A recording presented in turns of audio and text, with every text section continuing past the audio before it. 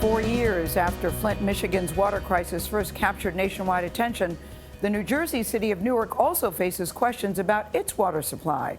About 15,000 lead pipes provide water to homes in parts of the city. Newark officials had insisted that the water was safe, but state testing found elevated lead levels.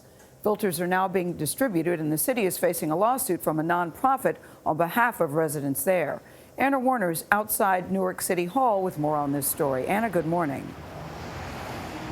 Good morning, Gayle. Well, you know, roughly 1/4 of Newark kids under the age of 6 have detectable levels of lead in their blood, and any level of lead for children is dangerous. Now, Newark dealt with an issue of lead in water at some schools back in 2016, but city officials had assured residents, they say, that their city drinking water was safe.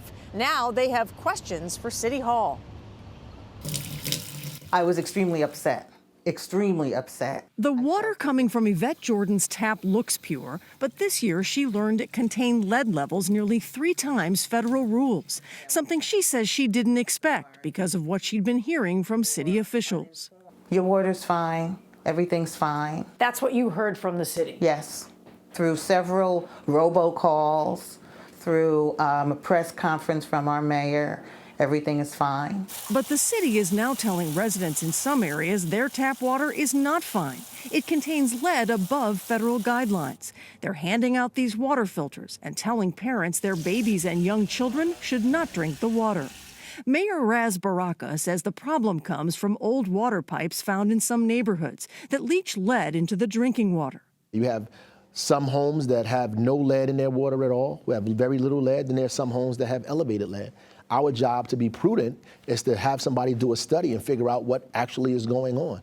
The study report came back last month and found a problem at one of the city's 2 water treatment plants. The methods used to stop lead from leaching into drinking water from those old pipes weren't working. We acted immediately to address what was happening. But Eric Olson with the nonprofit group Natural Resources Defense Council says reports show the city's knowledge of lead in its water goes back to early 2017. The city has really been in denial and shrugged their shoulders and said our water is safe, people should drink it, until just a couple of weeks ago, after we sued them and asked for an injunction on behalf of the citizens in Newark to clean up the water. The group is suing the city for violating the federal drinking water law, saying the lead levels are some of the highest of any large city nationally, a problem they compare to that of Flint, Michigan. A case similar to Flint where the government was not telling people the truth. You know, I take offense to that because what happened in Flint is not what's happening here.